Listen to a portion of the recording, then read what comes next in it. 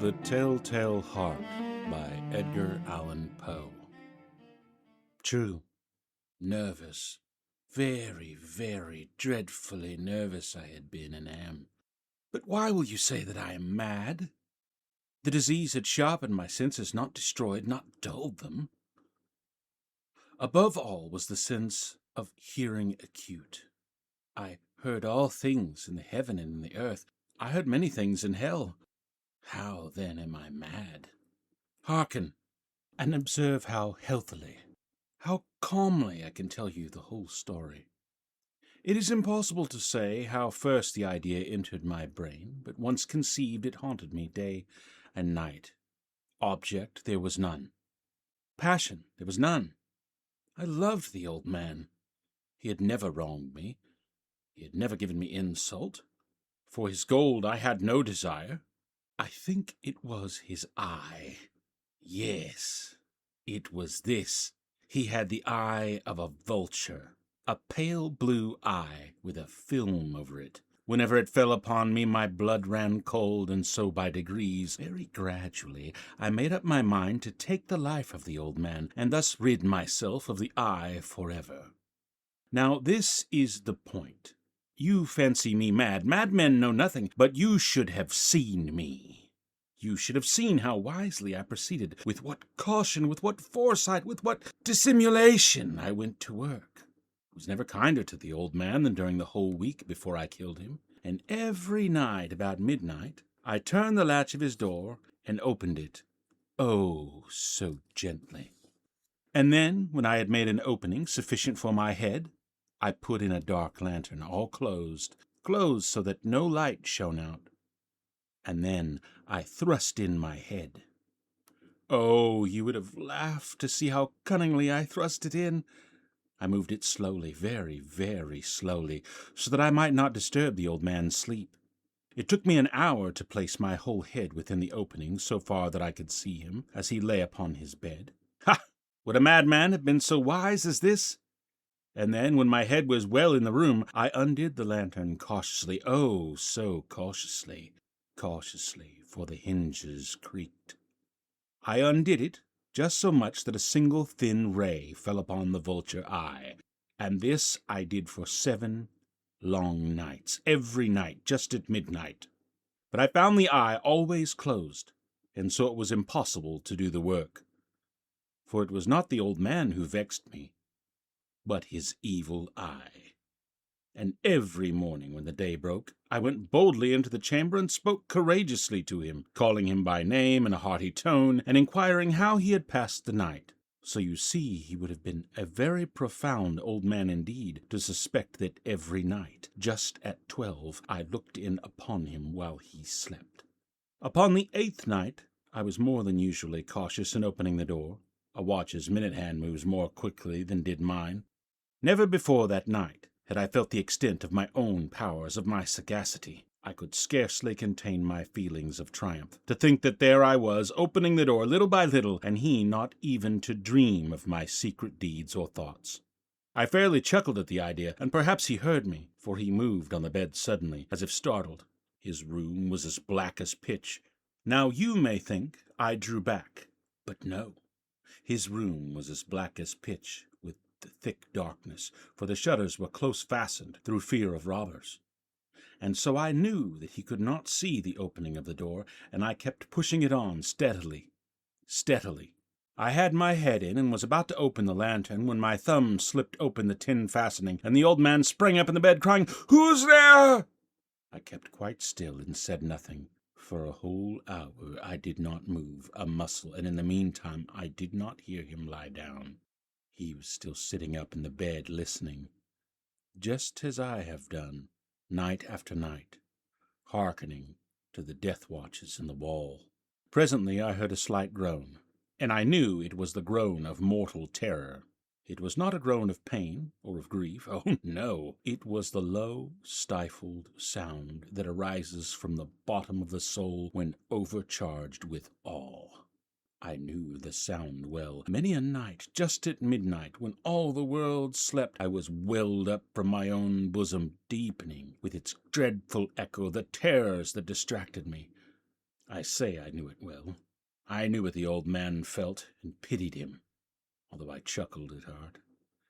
I knew that he had been lying awake ever since the first slight noise when he had turned in the bed. His fears had been ever since growing upon him. He had been trying to fancy them causeless, but could not. He had been saying to himself, "It is nothing but the wind in the chimney. It is only a mouse crossing the floor." Or, "It is merely a cricket which has made a single chirp." Yes, he had been trying to comfort himself with these suppositions, but he had found all in vain, because death, in approaching him, had stalked with his black shadow before him and enveloped the victim, and it was the mournful influence of the unperceived shadow that caused him to feel, although he neither saw nor heard, to feel the presence of my head within the room. When I had waited a long time, very patiently, without hearing him lie down, I resolved to open a little, a very, very little crevice in the lantern. So I opened it. You cannot imagine how stealthily, until at length a single dim ray, like the thread of the spider, shot from out the crevice and fell upon the vulture eye. It was open, wide open, and I grew furious as I gazed upon it. I saw it with perfect distinctness, all a dull blue, with a hideous veil over it that chilled the very marrow in my bones, but I could see nothing else of the old man's face or person, for I had directed the ray, as if by instinct, precisely upon the damned spot. And have I not told you that what you mistake for madness is but over-acuteness of the senses? Now, I say, there came to my ears a low, dull, quick sound, such as a watch makes when enveloped in cotton. I knew that sound well, too. It was the beating of the old man's heart. It increased my fury as the beating of a drum stimulates the soldier into courage. But even yet I refrained and kept still. I scarcely breathed. I held the lantern motionless. I tried how steadily I could maintain the ray upon the eye. Meantime, the hellish tattoo of the heart increased. It grew quicker and louder every instant. The old man's terror must have been extreme. It grew louder, I say, louder every moment. Do you mark me well? I have told you that I am nervous, so I am. And now, at the dead hour of the night, amid the dreadful silence of that old house, so strange a noise as this excited me to uncontrollable terror. Yet for some minutes longer I refrained and stood still. But the beating grew louder. I thought the heart must burst. And now a new anxiety seized me. The sound would be heard by a neighbor. The old man's hour had come. With a loud yell I threw open the lantern and leaped into the room. He shrieked once only. In an instant I dragged him to the floor and pulled the heavy bed over him.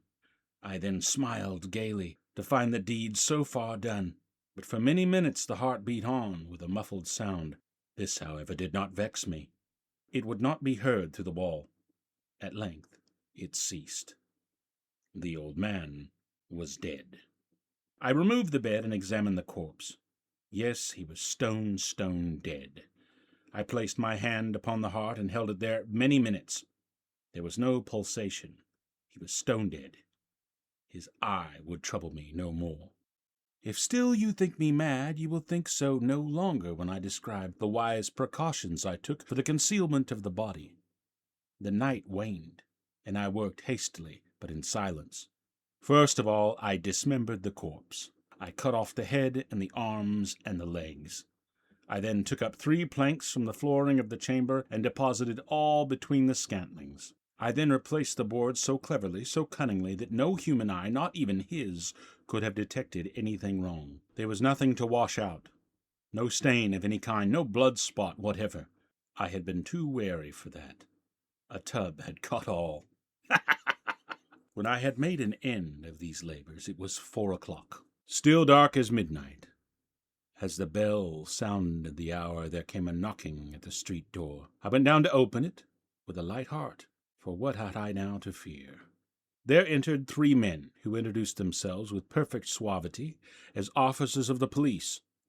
A shriek had been heard by a neighbor during the night. Suspicion of foul play had been aroused. Information had been lodged at the police office, and they, the officers, had been deputed to search the premises. I smiled. For what had I to fear? I bade the gentleman welcome. The shriek, I said, was my own in a dream. The old man I mentioned was absent in the country. I took my visitors all over the house. I bade them search well. I led them at length to his chamber. I showed them his treasures, secure, undisturbed. In the enthusiasm of my confidence I brought chairs into the room, and desired them here to rest from their fatigues, while I myself, in the wild audacity of my perfect triumph, placed my own seat upon the very spot beneath which reposed the corpse of the victim. The officers were satisfied. My manner had convinced them. I was singularly at ease. They sat, and while I answered cheerily, they chatted of familiar things. But ere long I felt myself getting pale, and wished them gone. My head ached, and I fancied a ringing in my ears. But still they sat, and still chatted. The ringing became more distinct. It continued and became more distinct.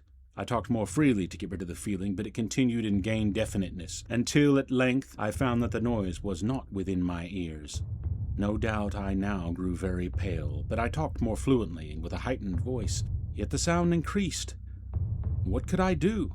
It was a low, dull, quick sound, much such a sound as a watch makes when enveloped in cotton. I gasped for breath, and yet the officers heard it not. I talked more quickly, more vehemently, but the noise steadily increased. I arose and argued about trifles in a high key and with violent gesticulations, but the noise steadily increased. Why would they not be gone? I paced the floor to and fro with heavy strides, as if excited to fury by the observations of the men, but the noise steadily increased. Oh God, what could I do? I foamed, I raved, I swore. I swung the chair upon which I had been sitting and grated it upon the boards, but the noise arose over all and continuously increased. It grew louder, louder, louder, and still the men chatted pleasantly and smiled. Was it possible they heard not? Almighty God, no, they heard, they suspected, they knew. They were making a mockery of my horror. This I thought, and this I think. But anything was better than this agony. Anything was more tolerable than this derision. I could bear those hypocritical smiles no longer. I felt that I must scream or die, and now, again, hark, louder, louder, louder, louder. Villains, I shrieked. Dissemble no more. I admit the deed. Tear up the planks. Here. It is the beating of his hideous heart.